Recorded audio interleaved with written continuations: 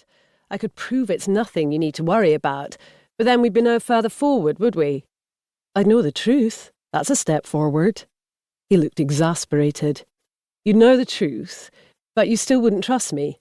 That's the issue, not whether I'm deleting emails or who Grimpox02 is. It was the moment she should have said she did trust him, even if they both knew it was just lip service. But it hit her that they were past the point of pretending, and Zaki had nailed why. He stared at the ceiling, like he was asking for strength, and when he looked at her again, there was frustration in his eyes. I'd like to say I can't marry someone who doesn't trust me, but the sad fact is I'd marry you anyway. But you shouldn't marry someone you don't trust, and you've never trusted me. It hurt to hear this because it was the truth, and it hurt more to contemplate the consequences. She finally said something conciliatory. We should take the weekend to talk this through. I'll cancel the trip. No, Zaki replied. You should take the weekend to have some distance, have a good time. Maybe it will let you get some perspective. I don't need perspective on us. I think we're great. It's just not perspective about us, Jen. Perspective about you. He had been right. It was her problem. She had never fully trusted him, and at the root of it was this inescapable fear that he was too good to be true. Not everybody's playing an angle, Zaki had told her. But that was what a man who was playing an angle would say, and she had been fooled by such a man once before. Zaki was different, though. She had to accept that. He was insisting on paying for the honeymoon, which she knew was his way of demonstrating that he wasn't expecting to leech off her. Unfortunately, that meant they were only having a few days in Skye, rather than the luxury trip she would have happily sprung for, but it was important to let him have this. She wanted to trust him. Right now, standing outside the house on Clachan-Gyal, she wanted to be able to tell him how she was feeling, to confide her thoughts and opinions on everyone and everything.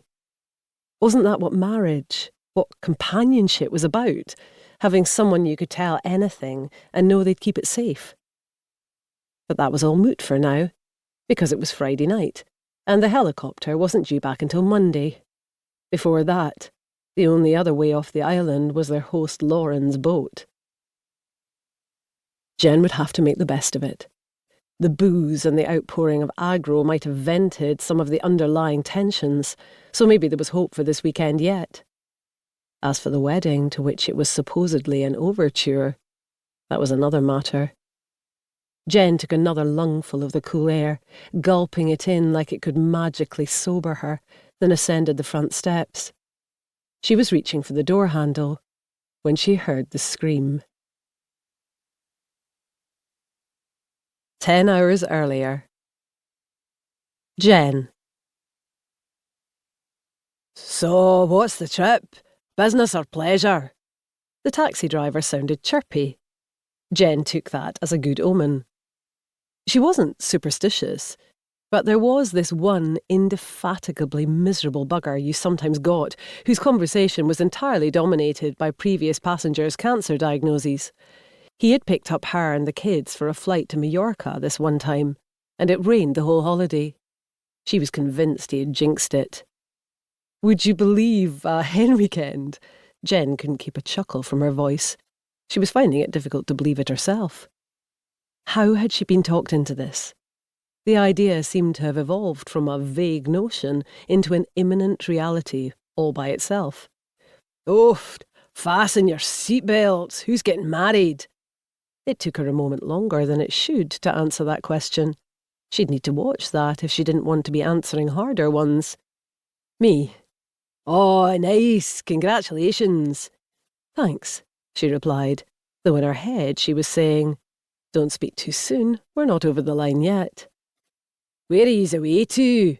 Prague, Barcelona, Budapest. Clachan-Gyal. It's south of Barra. All right. I'm finding it hard to picture male strippers in nightclubs. No, we're all a bit old for that, just to get together with some pals. She caught his reflection in the rear view, their eyes meeting briefly. He was checking her out, estimating her age and